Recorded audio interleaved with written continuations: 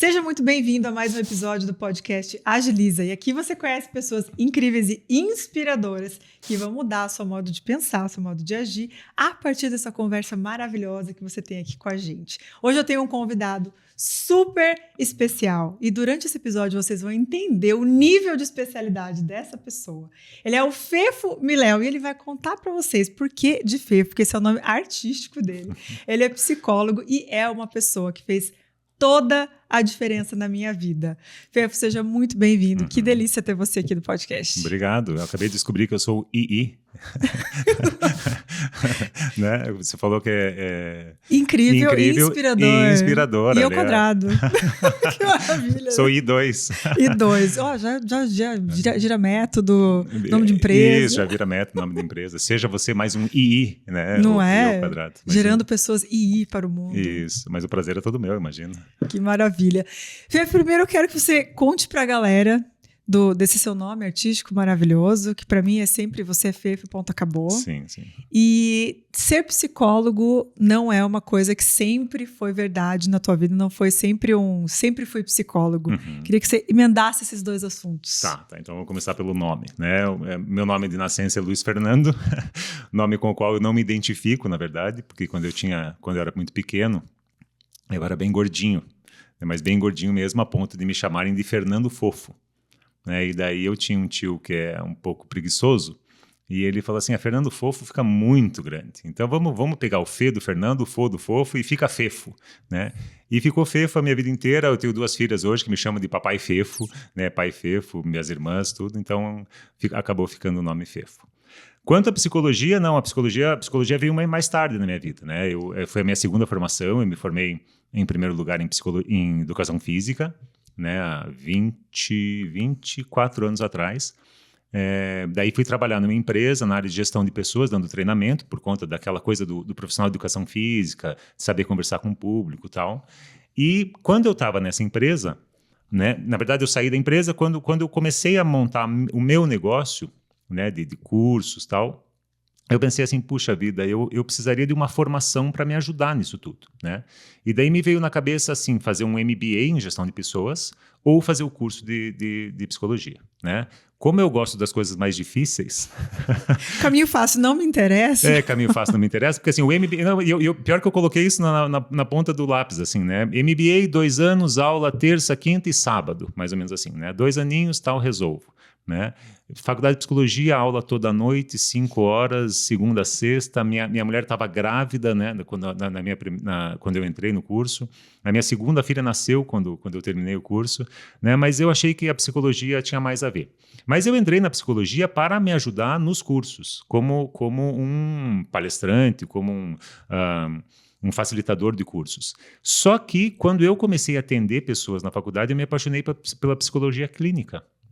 Então, eu entrei na faculdade de psicologia com um viés, né, e acabei saindo com outro, né, para você ver como a gente domina a vida, né, essa coisa, assim, a gente domina as coisas, né, então eu saí como terapeuta, né, e daí comecei a atender e também hoje faço palestras, dou cursos e tal, mas a coisa da psicologia clínica aquele bichinho acabou me pegando, porque assim, você atende na faculdade, né, nos últimos anos, no último ano e meio, você atende pacientes e é muito legal você sentar na frente de uma pessoa e adentrar no universo dessa pessoa, porque cada pessoa é um universo completamente diferente. E tem que ter um algo dentro de si que te inspire para isso, né? Eu fico imaginando educação física, que sim, lidar com pessoas, de certa forma, bem-estar, saúde, né? Tem tudo a ver com o psicológico das pessoas, mas não é ser psicólogo, não é ser terapeuta. Você sente que quando você fazia educação física, ou quando você escolheu, tinha já uma pontinha disso ou foi uma descoberta nova depois que você foi estudar, depois que você se aprofundou na psicologia? Poxa, essa é uma pergunta muito boa. Não tinha nenhum viés assim que eu fosse me tornar um psicólogo. Não existia. Uma coisa que aconteceu durante a minha vida e que eu acho que também me ajudou é que entre os 30 e os 40 anos, eu entrei na faculdade de psicologia aos 35, mas aos 30 eu comecei a ter crise de pânico, né? Crise de ansiedade, ataque de pânico. Né? E ali, né, eu comecei a me interessar mais por essa área da psicologia. Né? Então, As pessoas que entram em psicologia, Camila, elas não entram por acaso. Né? Elas entram, não para fazer terapia, porque a faculdade de psicologia não é terapia, mas todo mundo que entra para fazer psicologia tem alguma coisa em si que instigou a descobrir esse universo. Né? Em mim, né, pensando agora na tua pergunta, eu acho que as crises de ansiedade me fizeram pensar nisso. Falar, puxa vida, né, tem alguma coisa em mim que está me chamando para isso. Né? Porque a crise de ansiedade, inclusive, hoje eu trato elas muito bem. Né? São horríveis de ter, né? Quem tem sabe que é horrível, mas elas são indicadores, assim, elas são sinais muito precisos, né, de áreas que você precisa atentar na sua vida. Então as crises fizeram com que eu entrasse de cabeça. Como tem lado bom até nas coisas ruins? Não, tem lado bom, porque assim, não, é terrível, né? Quem tem crise, mas o fato de ter crises hoje me qualificou para trabalhar com pessoas. Então eu entendo quando uma pessoa diz assim, puxa, eu estou tendo crise de ansiedade, né? E eu sei o que é, né? E isso é uma coisa também que eu acho que qualifica um terapeuta, né? Porque se você só lê teoria, qualquer um pode ser terapeuta, né? E não precisa nem ir para a faculdade, inclusive. Mas eu acho que o sofrimento é que qualifica um terapeuta, né? Então você tem que sofrer bastante. Você está lidando com sofrimento e tem que ter sofrido bastante. Então as crises me trouxeram muito sofrimento, né? Então eu sou mais, digamos assim, você estabelece uma empatia melhor quando você percebe que a outra pessoa está na sua frente sofrendo. Porque eu já estive nessa situação de chegar para um médico, para um terapeuta e falar assim, eu não aguento mais, me ajude pelo amor de Deus. Né? Então, quando a pessoa chega e me fala isso, né, imediatamente não vem um livro teórico na minha cabeça, vem a minha experiência. E daí você fala assim, bom, já sei mais ou menos o que a gente tem que fazer e vamos junto que vai dar certo. E essa virada, você comentou, você entrou para fazer faculdade de psicologia com 35 anos. Não é a idade comum das pessoas entrarem para decidir fazer uma faculdade. Geralmente acontece aos 20, né? Como é que foi para você? Você contou que entrou para complementar outras coisas que você fazia, mas você saiu de lá decidido a mudar a sua profissão. Isso. Com quase 40 anos. Com 40 anos, exatamente. Com 40 anos. Exatamente. E aí, Fefo, você com você mesmo, você com as outras pessoas, você com a sua família... Como é que foi essa mudança que não foi assim da mesma área, não foi fazer a mesma coisa, resolvi fazer tudo diferente e vou encarar. Por que eu te pergunto isso? Não é fácil para quem quer fazer essa mudança, assumir que quer fazer e bancar essa mudança. Como é que foi para você? Eu não teria feito o que eu fiz 10 anos antes, porque eu não tinha preparação psicológica para fazer, de certa forma. Eu não tinha o vigor da coragem para conseguir fazer. Então, assim, embora eu tenha entrado tarde e saído tarde, eu penso para comigo, Camila, que eu fiz na hora que eu dava conta de fazer. Né? E para mim foi 35, 40. Né? Poderia ter sido 40, 45. E o fato é o seguinte, que eu costumo dizer para os pacientes isso, né? Não importa quando você faz a mudança na sua vida. Não importa quanto. Por sinal, as vidas são diferentes. Então, eu fiz de 35 a 40, mas isso não é parâmetro para ninguém. Você pode fazer antes ou depois. O que importa é o seguinte, no minuto seguinte da mudança, você vai ver que vai ter valido muito a pena. Entendeu? Então, você começa a ter o benefício no minuto seguinte. É um perrengue, conforme eu te disse aqui, né? Eu tive 2 filhas durante a faculdade. A primeira nasceu, a Gabriela nasceu no 1º ano e a Júlia nasceu no 5º ano, né? E quanto à família, né, eu já estava num estágio assim que eu entendi que eu sou o responsável pela minha vida, né? Então, assim, eu já tinha feito várias coisas para agradar os outros, né? E chegou numa fase que eu falei assim, bom, agora eu acho que eu tenho que me agradar, né? E os últimos 10 anos têm sido maravilhosos, porque agora eu completei 50, faz 10 anos que eu sou psicólogo, né? E faz 10 anos que eu estou me agradando. Então, valeu a pena, tal. E pode ser que alguém tenha olhado e falado assim, nossa, ele tá maluco, tal. Ninguém me disse isso. Ninguém chegou a... Sério mesmo? Né? Então, eu costumo dizer assim, eu levei 40 anos para decidir o que eu queria da minha vida. Né? Mas aí é que tá. No minuto seguinte que eu fiz a mudança, já estava valendo a pena.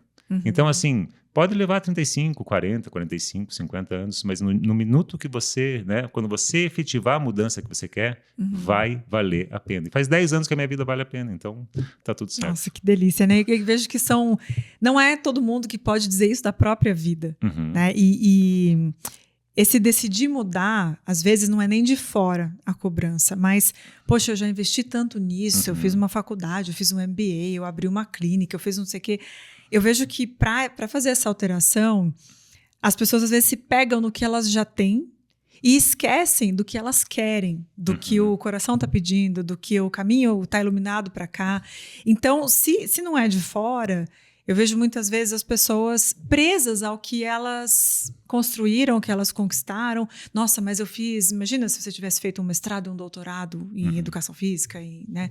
Antes, não, mas eu não posso jogar isso fora.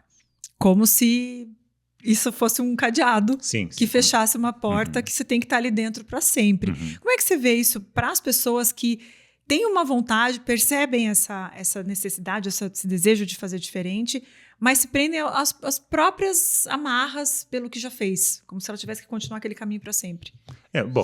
Você não precisa, né? E ainda mais hoje em dia, né, que a medicina nos deu aí 30 anos a mais do que normalmente a gente tinha, né? Porque na década de 60 do século passado a gente vivia 40 anos.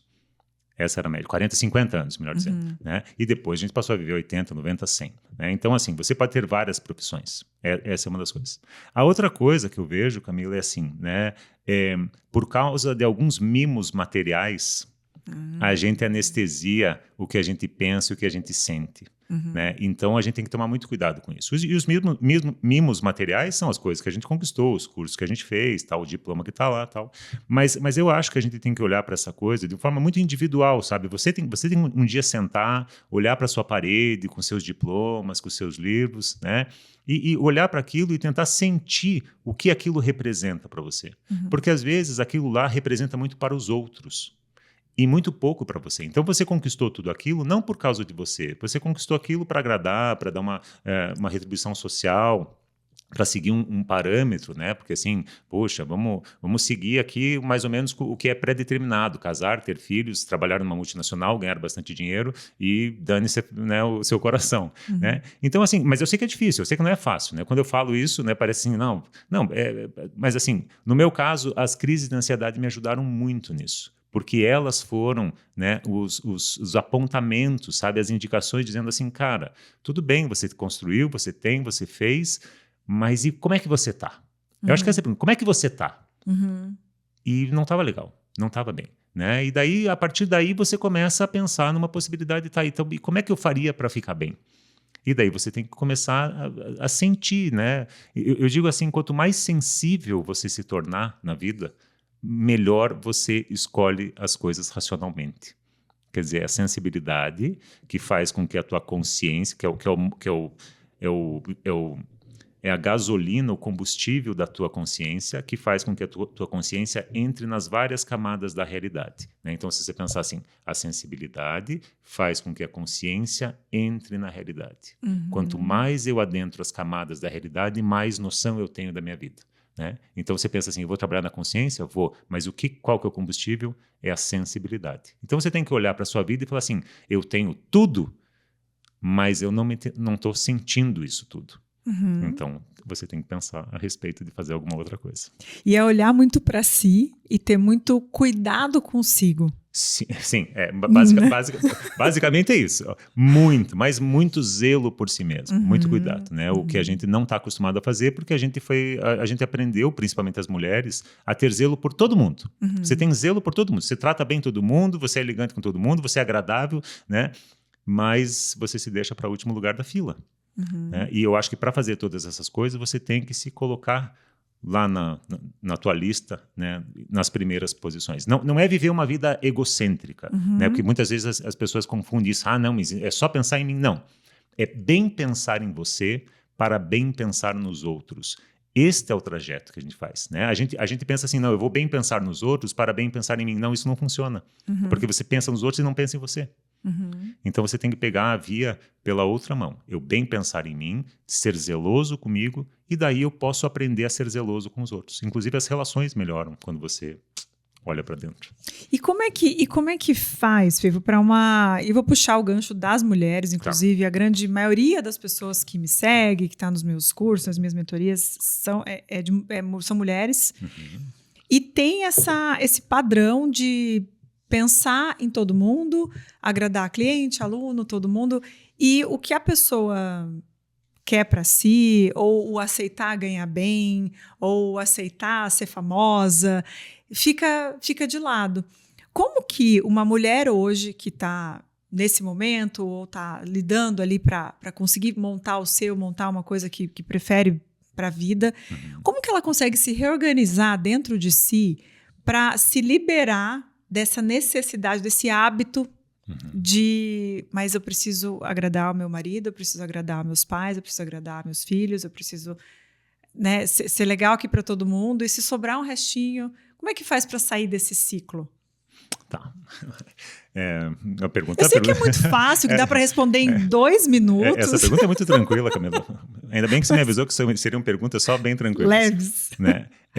Vamos contextualizar primeiro uma coisa, né? Porque as pessoas podem pensar assim, nossa, mas o que um homem está falando da vida de mulheres? Né? Então, assim, eu não sou uma mulher, né? Dá para perceber que eu não sou uma mulher. Mas eu fui criado com muitas mulheres, né? Eu fui criado por 3 mães, praticamente. Minhas irmãs eram minhas mães, né? Então, fui criado num ambiente altamente feminino. Hoje eu convivo com 3 mulheres, né? Esposa e 2 filhas, altamente feminino. As minhas pacientes são praticamente só mulheres, pouquíssimos homens, né? Então, assim, o ambiente feminino é um ambiente que fez parte da minha vida. Então, acho que isso me dá um pouquinho de cancha, digamos assim, para falar. Veja, eu defino tudo numa palavra, numa expressão, na verdade, que se chama amor próprio.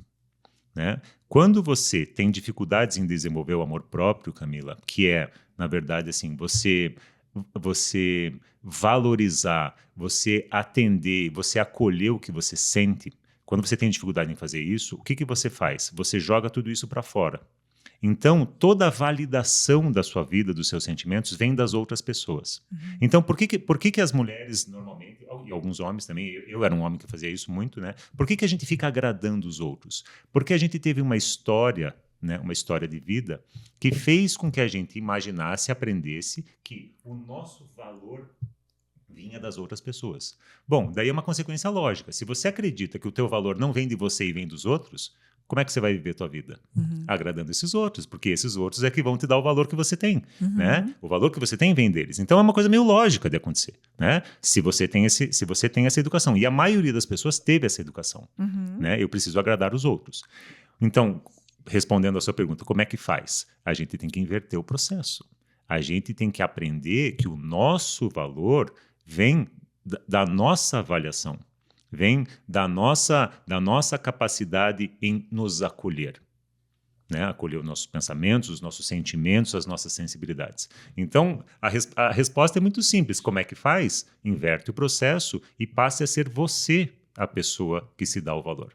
Né? Agora, como que se faz isso? Espero que você não pergunte, porque tenho certeza que vai ser a próxima pergunta, praticamente, mas é mais ou menos isso.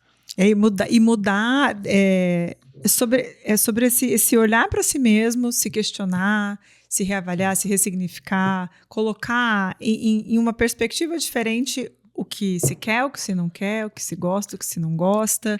Seria um verbalizar, seria um reconhecer, porque eu vejo que não é comum pensar sobre si, não é comum olhar sobre o que incomoda. É muito mais fácil, pegando o teu gancho da crise de ansiedade, tomar um remédio. Sim, isso. Do que buscar entender o que isso está sinalizando. Tô depressiva, vai tomar um remédio.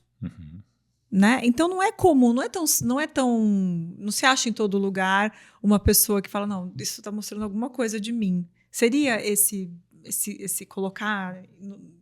não sei se caixinhas, mas talvez em frases, em livros, eu acho ou assim, narrativa. Eu gosto da coisa da história, a história que você se conta, né, e as palavras, eu gosto muito de escrever, e eu acho que você colocando isso em palavras, mas assim, mais do que colocar em palavras, é que essas palavras façam sentido para você, né, que você apreenda, compreenda, né, o sensível dessas palavras. Se você conseguir fazer isso, né, você vai estar mais perto de fazer essa virada de chave. Né? Porque, assim, o grande como da questão, Camila, é, puxa vida, eu aprendi a viver com um tipo de angústia. Né? Porque eu costumo dizer o seguinte, o resultado da vida é sempre angústia. Que é o que bela notícia, né? Tô adorando ouvir esse negócio, né? Que bela notícia. Mas o resultado da vida é angústia. Assim. E a angústia por quê? Porque na nossa idade a gente sabe que esse troço acaba. A gente sabe que termina. Né? E tem coisa mais angustiante que você saber disso. Nós somos o único bicho da natureza que sabe disso. Né? Então é angustiante. Agora, são angústias de duas formas. Ou eu me angustio para me tornar a pessoa que os outros querem que eu me torne, e é o que a maioria das pessoas faz, e aprende a lidar com essa angústia. Então, veja, é angustiante eu ficar agradando o pai, agradando mãe, agradando o sogro, agradando a esposa, agradando o filho, tal, mas eu faço tudo isso porque eu já dou conta dessa angústia. E tem uma outra angústia que é você tentar se tornar aquela pessoa que você gostaria de ser. Pois é. Então, o negócio é o seguinte. Tem que substituir uma angústia pela outra. Só que a outra também é angustiante. Então, assim, nossa, mas quando eu me tornar quem eu gostaria de me tornar, eu vou ser a pessoa mais... Não, você não vai ser a pessoa mais feliz do mundo. Você apenas vai ter um outro approach para a vida, né? Que também vai ser angustiante. Porque, assim, é angustiante você firmar a tua posição. Você dizer não para as pessoas e falar assim, eu quero as coisas desse jeito e não quero daquele jeito. E isso é angustiante. Só que a primeira angústia de você se tornar quem os outros querem que você se torne faz exatamente isso. Aniquila todos os teus sentimentos. Né? É como se fosse o remédio que anestesia a crise. Lidar com a crise, né? Entender aqueles sentimentos, entender o que aquilo representa, né? Te ajuda a fazer com que você cresça, né? Nessa direção aqui de eu vou me tornar quem eu acho que eu devo me tornar. Porque a gente também não tem certeza. Uma outra péssima notícia, a gente também não tem muita certeza. Né? A vida é isso. Por isso que é angustiante. Se a gente tivesse certeza, a gente miraria, pronto. Né? A gente também não tem certeza. E a gente tá, né? Eu estava conversando com a rapaziada ali, a cada 5 anos a gente se transforma numa outra pessoa. A Camila que eu estou vendo aqui não é a mesma Camila de 5 anos atrás. E não vai ser a mesma Camila daqui 5 anos. Quer dizer, então a gente não tem referências, né? Muito claras. Por isso que é angustiante. Mas qual das angústias você quer para sua vida? Escolher uma das duas, né? Assim, se você não escolher nenhuma das duas, já está escolhido. Já está escolhido, entendeu? Então não se trata assim, eu não vou escolher nenhuma, não. Se você não escolher nenhuma, você já escolheu uma. Entendeu? E você escolheu talvez a pior delas. Talvez não, a pior delas. Né? Que é se anestesiar para o que você sente. Sim, né? sim. E é o que o remédio faz. É verdade, é isso mesmo, é só outro tipo de remédio. É um outro tipo de remédio. É um outro tipo de remédio, não vem em cápsula mesmo. Mas isso que você falou, né, das pessoas não conseguirem parar, esse é um sintoma muito interessante, sabe? Observem o comportamento das pessoas. Tem pessoas que não conseguem parar, realmente. Elas são qual que é a palavra? Não são vítimas, elas são reféns do movimento. Porque eu preciso estar fazendo coisas o tempo todo, então é aquela pessoa que levanta às 6:30 da manhã e já sai fazendo coisas, já sai falando, já programando, tal. E ela passa todo o tempo dela fazendo coisas, porque esse é o remédio dela. Porque se ela parar por 2 segundos e sentir alguma coisa, ela não dá conta do sentimento. E lembra que eu falei? Que é a sensibilidade que vai na consciência, que faz a consciência entrar. Ou seja, se eu não tenho essa sensibilidade, a minha consciência que vai entender as camadas da realidade inexiste. Então eu não compreendo a minha vida. E se eu não compreendo a minha vida, eu faço o que me ensinaram, ficar agradando os outros. E é como se cobrisse, né? A visão, não enxergo isso. Quando eu não vejo a dor, parece que eu não estou sentindo. Você sabe uma que grande falsidade. Esses dias eu dei um exemplo, exatamente esse exemplo, né? Eu me lembrei de Londres, lá, né? Morei lá, tal, né? O fog londrino. Né? Quando você tem a sensibilidade e a consciência entra nas camadas da realidade, é como se o vento fosse dissipando aquele fog e você falando, eu estou vendo, eu estou entendendo, eu estou compreendendo. Né? Então, esse circuito sensibilidade, consciência, camada de realidade, né? ele vai alterando, né? A tua visão. E quanto mais visão você tem da sua vida, né? Mais você vai se transformando naquela pessoa que você quer. Então, putz, isso é maravilhoso. Isso é um processo... Isso é libertador e assustador ao mesmo tempo, né? Porque eu me lembro muito bem, Fefe, eu comecei o nosso podcast dizendo que você fez toda a diferença na minha vida, porque por 20 anos eu trabalhei de uma forma, de um jeito, num lugar, com certas habilidades, e chegou um momento que começou a ter esse incômodo. Eu não tive crise de ansiedade, mas eu comecei a me sentir infeliz, inadequada, sem tesão. E para descobrir para que outro lado eu deveria ser, foi quando eu te conheci, foi quando, né, você me ajudou. E entender a si mesmo e entender por onde a gente pode se fortalecer, eu vejo que é um bom começo para todo mundo. E uma das coisas que você me falou na nossa uma das últimas consultas, que você falou, não precisa mais, você pode ir, tá tranquila, tá liberada. E eu estava justamente mudando, justamente buscando uma outra coisa que eu também não sabia o que seria. Mas eu sabia que tinha que ser diferente do que era. E você falou assim, e fica tranquila porque o que você for fazer vai dar certo. Sim. Você vai ser muito boa em qualquer coisa que você resolver fazer. E isso ficou comigo muito forte. Eu falei, poxa, eu não sei nem exatamente para onde eu tô indo, mas eu vou dar conta. Vai ser legal. Eu vou conseguir buscar essas características dentro de mim, desenvolver o que eu não tenho, e vai dar certo. E tem dado desde então. Eu sei. Né? E tem dado desde então. Mas esse primeiro passo foi de olhar para dentro de mim e olhar com muito amor próprio do que eu quero, do que eu gosto. E isso se desdobrou numa coisa gigante para muita gente, começando por mim, e isso sem egoísmo. Eu adorei quando você disse que isso não é você pensar só em você, não é você ser egoísta. É você entender como que você vai poder fazer esse movimento maior. Você sabe que eu tô escrevendo um livro, eu sempre estou escrevendo um livro, né? E eu estava lendo uma frase, né? Porque agora a gente está fazendo a revisão com a moça que está me ajudando, né? E daí tem uma frase que eu escrevi que é assim, é muito legal ser legal.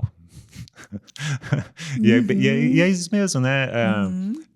E assim, né? As coisas que a gente ajuda os outros a construírem, elas às vezes têm mais valor do que as coisas que a gente constrói pela gente mesmo, né? Não estou dizendo em todos os casos, não estou dizendo isso aqui para ganhar audiência, mas é que realmente é um sentimento bacana, né? Vejam, um sentimento de pai para filho, né? Poxa, quando eu vejo as minhas filhas conseguindo fazer e eu dei uma ajuda, né? Claro que o esforço é delas, claro que foram elas que, né? Mas você se sente parte, você se sente vencedor daquilo, né? O caminho de Santiago de Compostela tem uma história sobre isso que depois eu vou contar para você se der tempo, né? Mas acho que essa história assim é muito legal ser legal, né? E ajudar as pessoas de alguma forma com as nossas potencialidades. E você era aquela paciente assim que faltava só um vai, guria, vai, bota esse pé para frente aí, né? Não fica com o pé na frente e outro atrás, bota os dois na frente e faz o que tem que fazer que vai ser sucesso. E de onde que veio essa viagem de ir para Santiago de Compostela? Santiago de Compostela. De Compostela. Primeiro, me conta um pouquinho sobre o que é isso, porque eu já ouvi falar 1000 vezes, não sei exatamente o que é. E o que te fez? Eu vejo que muitas pessoas vão como um marco na vida, assim, é um sonho, é um desejo, ou é cara, eu preciso fazer isso? Sim. Da onde que veio? O Santiago, né, o São Tiago, né, o Tiago Maior, ele foi um dos discípulos de Jesus. Né? E daí tem toda uma história de uma peregrinação que ele fez para a Espanha. Ele é morto nessa peregrinação e tal, e os restos mortais dele são levados para a Catedral de Santiago de Compostela, que é uma cidade lá no noroeste da Espanha. Né? Então você pega o mapa da Espanha, bem lá em cima, né? É uma retona que chega em Santiago de Compostela. Bom, e daí, a partir dali surgiu a história do caminho, que na verdade é um caminho anterior até dos mouros, tá? Mas eu não vou entrar em toda a história, porque eu realmente não conheço toda a história, eu sei en passant de toda a história, mas é o caminho que os mouros faziam a cada 15 a 10 anos para comemorar as colheitas, um negócio assim. E daí virou um caminho que muitas pessoas vão, porque, na verdade, são vários caminhos. Tem um que, digamos assim, que é o mais tradicional, que é um caminho que você começa na França, você sobe os Pirineus, desce na Espanha e faz a Espanha inteira, né, de cabo a rabo, assim, né, você atravessa a Espanha inteira até chegar lá, que são quase 800 quilômetros. Né? Mas são vários caminhos. O meu caminho foi o seguinte, eu gosto muito de andar, né, e como eu ia fazer 50 anos esse ano, fiz 50 anos agora, 3 meses atrás, eu tava pensando assim, poxa, como é que eu vou comemorar o meu aniversário de 50 anos, né? E essa comemoração tem a ver com alguma coisa que aconteceu há uns 3 anos atrás, quando eu pensei assim, poxa, eu vou estabelecer os 50 anos como um marco, como um portal, né? Eu botei na minha cabeça que seria uma idade que seria um portal, mas que tipo de portal? Foi assim, eu vivi minha vida de um jeito até agora, foi muito bacana, foi muito legal, mas quais seriam as coisas que eu gostaria de manter, o que eu gostaria de não manter, o que eu gostaria de acrescentar, o que eu gostaria de tirar? Quer dizer, eu pensei mais uma vez, deixa eu fazer uma reavaliação, porque acho que a gente tem que fazer esses novos contratos pessoais e relacionais de tempos em tempos, né? Porque a gente vai mudando e tal. E daí, numa caminhada que eu estava fazendo aqui em Curitiba, né, me veio essa coisa, poxa vida, eu não quero fazer festa, eu não quero convidar, eu não quero, sabe? Eu quero fazer uma coisa mais íntima. E daí eu pensei assim, bom, 50 anos... Não pensou em fazer uma festa, tocar na banda, chamar a galera e fazer um show? Pois eu nem contei que a pessoa também toca em banda. Sim. A banda, hoje em dia, ela não existe mais, mas eu cheguei a tocar em banda. Até pensei numa festa onde uma banda tocasse, mas eu não tava com essa vibe, né? Minha vibe era uma coisa mais pessoal. E daí, né, numa dessas caminhadas, eu pensei assim, puxa vida, eu gosto dessa coisa de número, né? Eu não tenho nada a ver com número, mas eu gosto. Eu falei, sabe, e se eu andasse 10 quilômetros para cada ano de vida? Né? Eu acho que em 10 quilômetros, porque assim, é o que eu ando normalmente, e quando eu ando eu reflito muito, né? As coisas ficam claras para mim, eu me sinto melhor e tal. Eu falei, puxa vida, eu podia fazer isso. E daí me veio a ideia de fazer, né, 500 quilômetros nesse caminho francês, em Santiago de Compostela, e daí eu me joguei 23 dias sozinho. Né? Teve uma outra situação anterior que fez, né, o falecimento da minha mãe e tal, né, me ajudou a elaborar tal, a viagem e tal, mas foi muito bacana. Ficar 23 dias sozinho e eu descobri coisas assim que nenhum livro de psicologia, por os trocentos que eu li, me ensinaram e eu aprendi lá. Gente, e tem alguma coisa que acontece essa virada dos 50 anos, assim, vou fazer um expose do Brian aqui um pouquinho, porque ele também, né, ele fez 50 anos ano passado, e ele também tomou certas decisões, assim, de o que eu levo daqui pra frente, igualzinho, a hora que você falou, eu falei, gente, o que acontece com 50 anos? Não cheguei lá ainda, mas muita calma, né?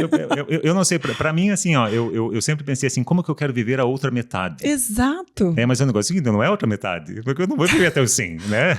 Não sabemos, né? Não, dificilmente. Né? Eu falei, não, outra metade pero no mucho, né? Não é uma metade verdadeira. Mas eu acho assim, embora não vá ser uma outra metade, eu acho que dos 50 para frente, a qualidade com que você pode viver a sua vida é uma qualidade que até então você não viveu.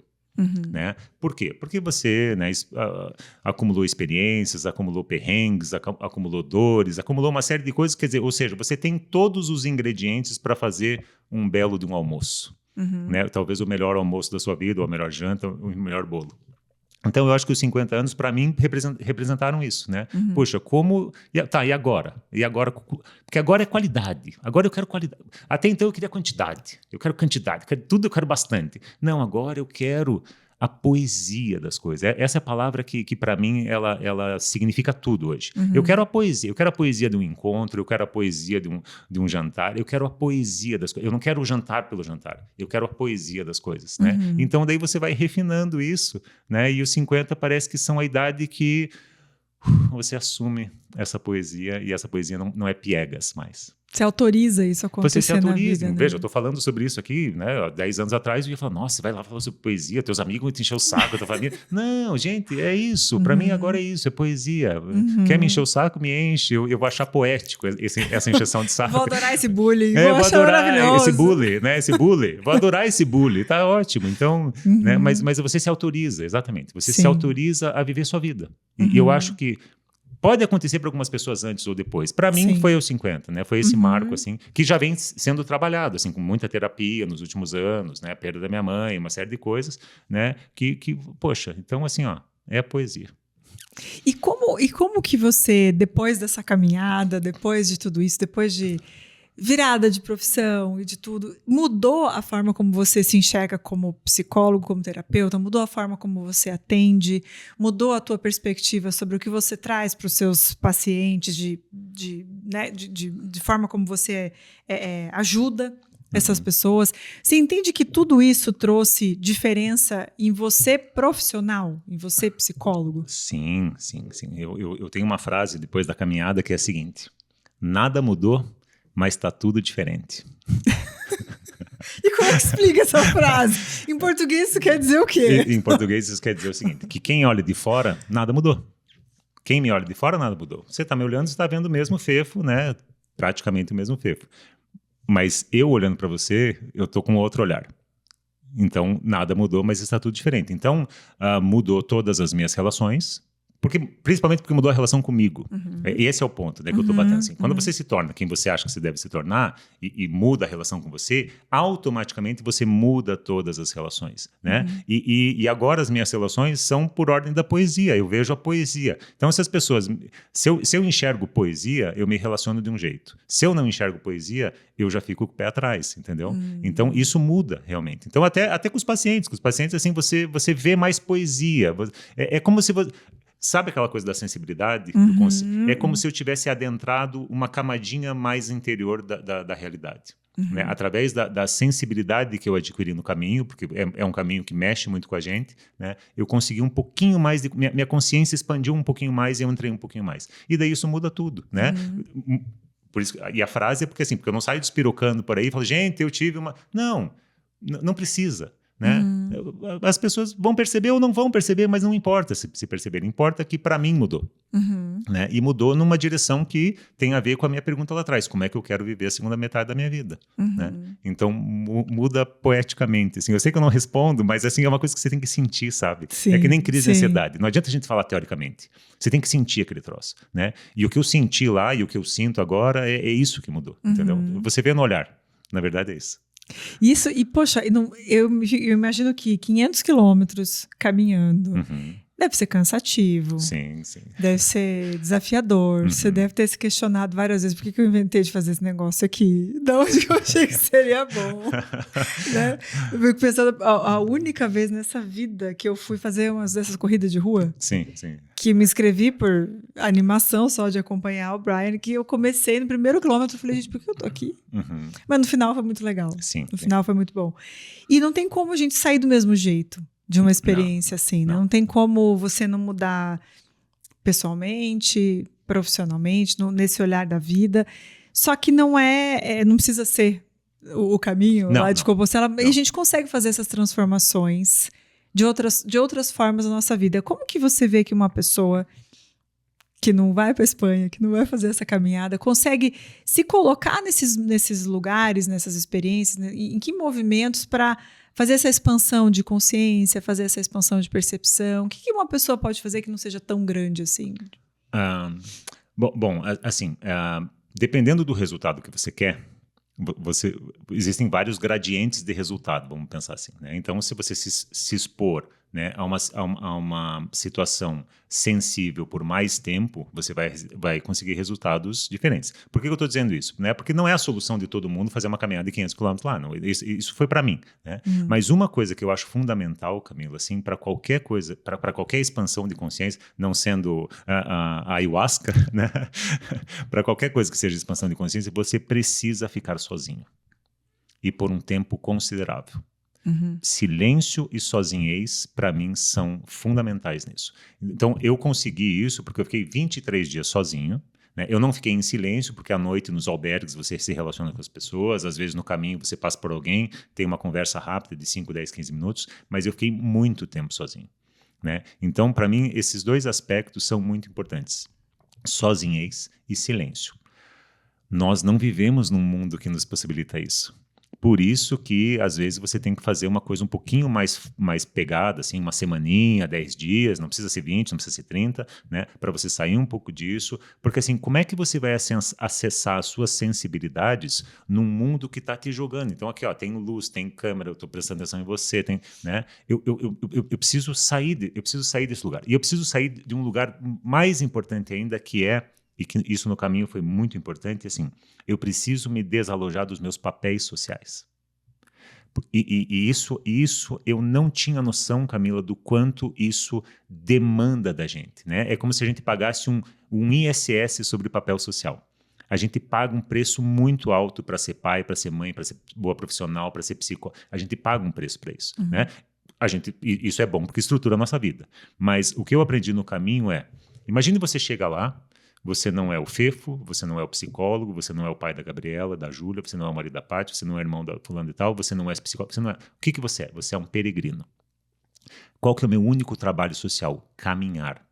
Né? Então você é visto e você representa um papel só. E nesse papel social que a gente tem lá do peregrino, é um papel social que coletivamente ele é maravilhoso, porque está todo mundo se ajudando.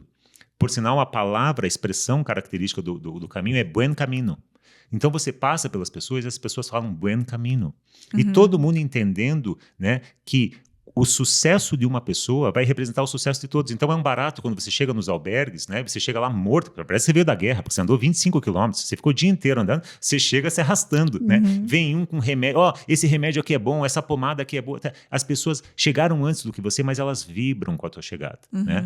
Então, assim, o silêncio, né, e a sozinhez ela vai fazer com que você reveja os seus papéis sociais. E é a partir daí que a sua sensibilidade vai aumentando, né? E ver o quanto que esses papéis, às vezes, eles nos aprisionam. E aprisionam um pouco também, né? Poxa, eu sou profissional, eu quero ser bem visto como profissional, né? Eu não posso sair por aí fazendo maluquice. Eu tenho, né? Então, o meu papel social como psicólogo, ele me dá uma aprisionada também, que faz parte da vida, né? Mas assim, respondendo a sua pergunta, sozinhez e silêncio. Ache um lugarzinho diariamente ou vá para uma coisa um pouquinho maior que você vai acessar a sua sensibilidade um pouquinho mais. E se a sensibilidade é o combustível da consciência, não tem uma escapatória. Não tem como fazer diferente. É a mesma coisa que ter uma Ferrari sem combustível, né? Ela vai ficar parada e não vai adiantar, né? Sim. Você vai precisar colocar combustível para poder... E é muito o contrário do normal e da velocidade que as coisas hoje têm. Até eu vejo... eu gosto muito de ler. E compro muito mais livros do que eu dou conta de ler, do que eu consigo ler. Porque eu ainda acredito que a gente precisa sentar e ler o livro inteiro e curtir o livro. E tem muito aplicativo de, ouve esse livro rapidinho, aqui tem um resumo. Eu leio só as primeiras páginas, depois o final já deu. Poxa, mas aí você não se deu o tempo. É impossível você assimilar e pegar tudo que aquele livro pode te dar. Você dá o momento de solidão, de sozinhez, que você falou, né? E de silêncio que você está lendo, para que aquelas palavras, aquela mensagem chegue até você e te transforme. Então, até um momento de leitura, que pode ser tô aqui, vou ficar lendo por 2 horas, quieta, no meu canto. Sim. Né? Mas não, em 2 horas, eu conseguiria ouvir 2 livros aqui nesse negócio, uma velocidade mais rápida. Não é por aí. Então, além do silêncio e da sozinhez, tem o deixar a coisa marinar, deixar a coisa acontecer, que com o tempo vai fazer, mas numa vida de, sei lá, nessa semana o que eu posso fazer? Amanhã o que eu posso fazer? O momento de sentar para ler talvez fosse Faz sentido isso? De sentar e agora é o meu momento quieta. Eu acho que assim, no mundo que a gente vive é muito difícil, porque a gente é, de certa forma, avaliado pela quantidade de coisas que a gente faz, né? E o que eu estou dizendo é assim, nós temos que fazer uma quantidade de coisas, tudo bem, mas nós não podemos perder a poesia que tem nas coisas que a gente faz, né? Eu cheguei uma época na minha vida, eu me orgulhava de dizer que eu li tantos livros no ano, né? Porque, nossa, olha, né? Poxa, inteligente. Isso, não. Veja, hoje é completamente diferente, né? Eu quero ler um livro, né? E entender a essência, a poesia daquilo. A tal da poesia está em tudo, né? Porque, assim, vale muito mais a pena em termos de compreensão da realidade eu ler um livro que me coloque, né, em camadas dessa realidade mais profundas do que eu ler vários rapidamente para fazer quantidade. Então, lembra a coisa da quantidade e da qualidade? Né? Antes dos 50 era a quantidade, agora é a qualidade. E a qualidade, né, ela vai aumentando na medida que você vai desenvolvendo essa sensibilidade. Então, não é só um livro que você lê. Você lê o livro, mas você conversa com o autor, você conversa com os personagens, aquela mensagem fica gravada, você estabelece uma imaginação, uma história. Então, assim, não precisa ler 300 livros no ano para ser uma pessoa. Não, leia 2, mas leia como manda o figurino. Pode ser uma leitura, pode ser qualquer coisa que você consiga ficar um tempo sozinha, né? E de preferência em silêncio. Sei lá, um instrumento musical, uma atividade física, essas coisas são meio tradicionais, mas até hoje eu tenho pena, assim, porque assim, eu tenho pena, olha só. eu vejo as pessoas assim na academia com fone. Eu vejo as pessoas correndo com fone. Essa né? sou eu. Pois é, eu falo assim, gente... Para passar rápido a atividade física dos infernos. Pois é uma atividade física dos infernos, eu sei, mas o importante, sabe o que é, Camila? Assim, ó, eu tinha uma coisa assim, né? Não, é o caminho que me leva a um objetivo. Tá? Eu tinha muito disso, né? Depois eu aprendi outra coisa. Né? Não sei se é certo o que eu aprendi, mas enfim, para mim valeu. Não é o caminho, não é o destino. É em quem você se transforma quando você percorre um caminho para chegar em algum destino que a gente nunca sabe qual que é. Né? Então, essa coisa da transformação. Né? Então, você pegar um livro, né, e saborear o livro, né, tirar a poesia, espremer a poesia que ele tem, está te transformando numa outra pessoa. Quer dizer, aquelas 2 horas que você consegue ficar ali, está te transformando numa outra pessoa. É essa transformação que faz diferença. Às vezes não é nem o conteúdo do livro, mas é estar ali em contato com aquela obra, né, com aquele exercício. Por isso, assim, puxa, né, eu saio andar escutando. Né? Por exemplo, eu escrevo muita crônica. Você não sabe a quantidade de crônica que me chega pronta de escutar as conversas das pessoas caminhando. Né, esses dias eu coloquei lá o Chato e a Megera, eu coloquei no meu Instagram lá, né, que foi uma conversa que eu vi um casal, né, eu sempre via eles, né, e dessa vez eles passaram por mim falando um negócio, eu escutei eles indo, pronto, chegou a crônica. Né? Então, se eu estou com um fone de ouvido, eu não estou escutando o passarinho, eu não estou escutando, sabe? Eu tenho que estar sensibilidade. Como é que eu vou trabalhar minha sensibilidade tocando rock and roll? Eu amo rock and roll, mas não vai rolar. Né? Então eu tenho que... Né? E se não treina para fazer isso, se você não se habitua, ou se você não, sei lá, se abre para fazer isso também, não vai virar hábito nunca. Você nunca vai ficar mais fácil. Muita gente fala, eu não consigo meditar, né? Eu não consigo fazer isso. Poxa, não é fácil para ninguém começar uma meditação. É que nem cerveja, né? Cerveja, quando você toma o primeiro copo de cerveja, é horrível. É horrível, né? Como é que pode alguém tomar esse troço amargo? Mas daí você vai treinando a sua sensibilidade e tem uma hora que aquilo te dá prazer. Vinho é a mesma coisa, né? Você tem que treinar a sua sensibilidade. Agora, já imaginou você treinar a sua sensibilidade tomando vinho e junto com Coca-Cola, né? Para anestesiar? Ou pensando em outra coisa? Não, você tem que estar ali, você tem que cheirar o vinho. Né? Quer dizer... É todo um processo, assim, que depois dos 50 fica mais fácil. Mas e sempre esteve dentro, né, de você, isso, de qualquer pessoa, isso sempre esteve. E eu gosto muito de ouvir, conversar sobre isso e pensar sobre isso, porque talvez a gente não precise esperar chegar a certas fases para acionar essa mágica que tem dentro de todo mundo.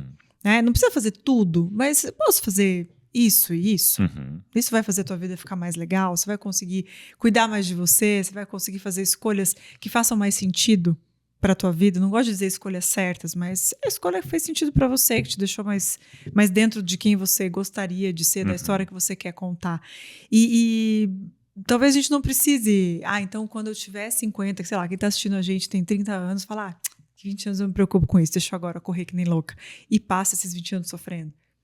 Veja, eu não sou parâmetro para ninguém. Eu não sou parâmetro para ninguém. Por favor, se você for me copiar, aí já começou errado.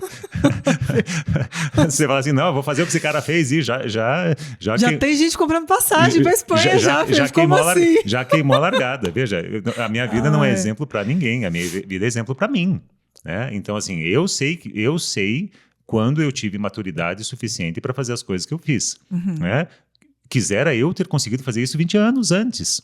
Né? Mas eu não dei conta de fazer essas coisas 20 anos antes. Mas tem gente que dá conta de fazer. Tem gente que com 18 anos sabe o que é da vida. Eu acho isso sensacional. Eu adoraria ter 18 anos. Eu levei até os 40 para saber o que eu queria fazer da vida. Né? Então, mas aí é que tá, Camila. Não se trata da gente ficar se comparando, sabe? É a tua vida. Né? Eu acho que isso é uma coisa que está muito fora assim, do parâmetro das pessoas, sabe?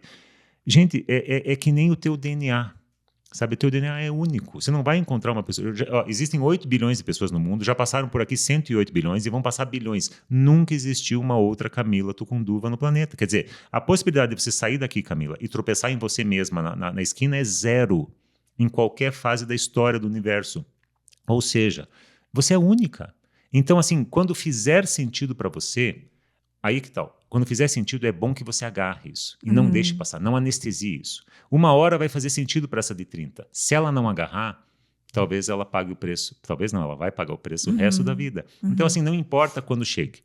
Né? Não é os 50, 50 foi para mim. Né? 40, 50 foi para mim. Mas pode ser 30, 25, 18, pode ser a idade que for, desde que você agarre essa oportunidade, né? E troque uma angústia pela outra angústia. Troque uma angústia pela outra. Essa vai ficar com a galera, eu tenho certeza disso. Mas certeza. Né?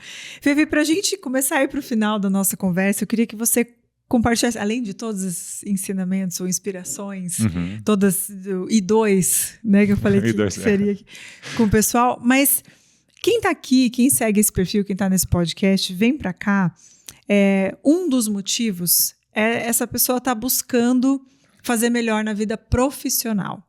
Né? Na carreira, quer ganhar mais, quer trabalhar de uma forma mais bacana.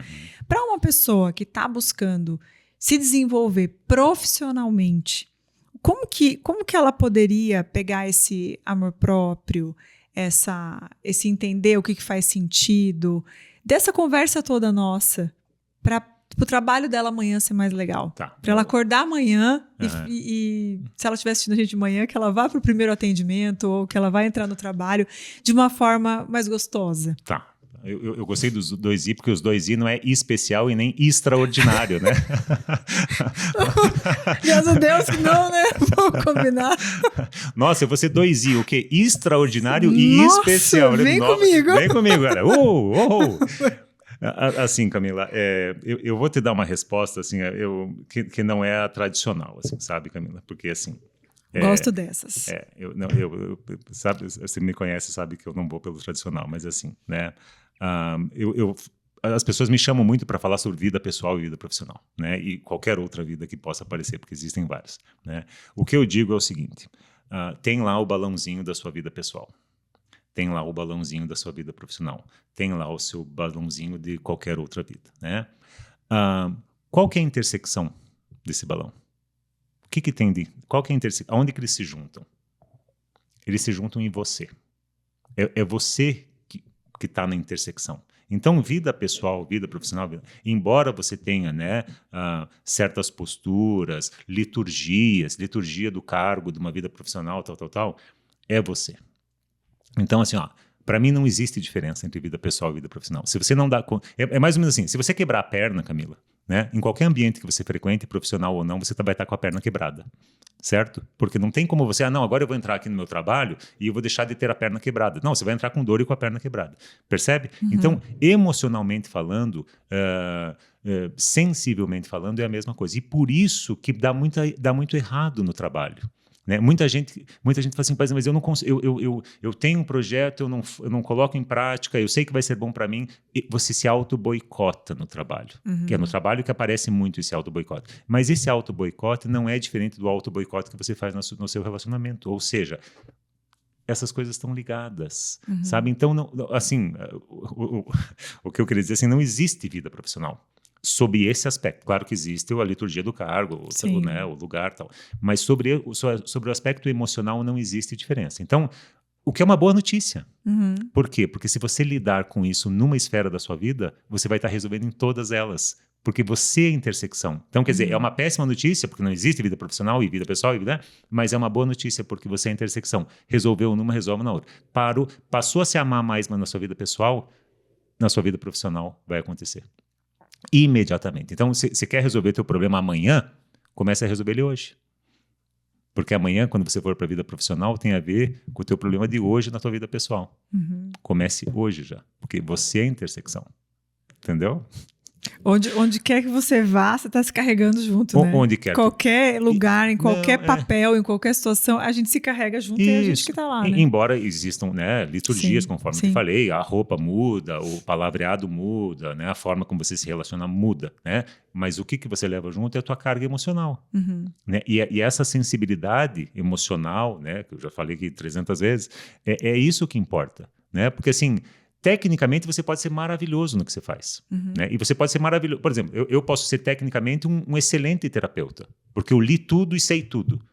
E chega uma pessoa na minha frente e eu não dou conta de atender, porque ela me fala uma coisa que me destrói. Uhum. Então, não é o emocional da coisa, sabe? Então, quando a gente percebe isso, a gente tira essa coisa de profissional. Não, é você. Uhum. É você. E também, assim, profissional, pessoal e qualquer outra área da vida são puxa, como é que é a palavra? São construções que a gente faz, né? Tem uma outra palavrinha que eu esqueci lá, né? Que você faz essas construções que quem está olhando a gente da Lua fala assim, mas é a mesma pessoa. Lá de cima a pessoa está olhando, não, é a mesma. Por que aqui... por que ele entra na empresa, ele não dá risada, né? E quando ele sai daqui, mas é a mesma pessoa, sabe? Uhum. Entendeu? Então não tem diferença entre vida pessoal e vida profissional. É tudo no mesmo lugar. É tudo no mesmo lugar. E eu acho que a gente até fala isso, sabe? Porque para ser mais confortável. Do tipo assim, eu não dou conta aqui, mas lá eu vou dar conta. Pelo menos nisso eu sou boa. Pelo menos nisso eu sou boa. Você pode até ser boa tecnicamente, né? Mas veja que a gente não está falando sobre isso. A gente está falando sobre a carga emocional que você leva de um lugar para o outro e essa sensibilidade. Tecnicamente, eu conheço médicos que são tecnicamente perfeitos. Você não aguenta ficar 5 minutos na consulta com eles porque eles não te olham no rosto. Eles ficam, já passou por médico assim? Que ele fica olhando para o negócio. Se você for de boné, chapéu, ele não vai saber se você está de chapéu ou boné porque ele não olhou para você? Bom, Então, é isso que É importa. isso aí, muito bom. Muito, muito, muito obrigada pelo papo maravilhoso. Que delícia conversar com você, te ouvir e trazer você aqui para minha galera te conhecer também. Muito bom. Eu que agradeço. Sempre que precisar, pode contar comigo. Tem mais coisas que eu gostaria de te falar, mas eu sei que não dá tempo. Precisamos de vários episódios. Vários episódios aqui. Tudo pro pessoal não imitar. Tá vendo? Tá vendo? Como não fazer. É isso. Cada um faz por si, gente. Cada um faz por si. A vida já é muito demandante para você ficar imitando os outros, né? Ela é muito importante para você ficar imitando os outros. Faz do seu jeito. Pode pegar exemplos, né? Camila Tucunduva é um belíssimo exemplo, né? Eu sou exemplo das minhas filhas e olha lá. Então, pega alguns exemplos aí, dá uma ajeitada e constrói a tua vida. Muito bom. Bom demais. Valeu, muito obrigada, Fê. Massa demais. Obrigadão.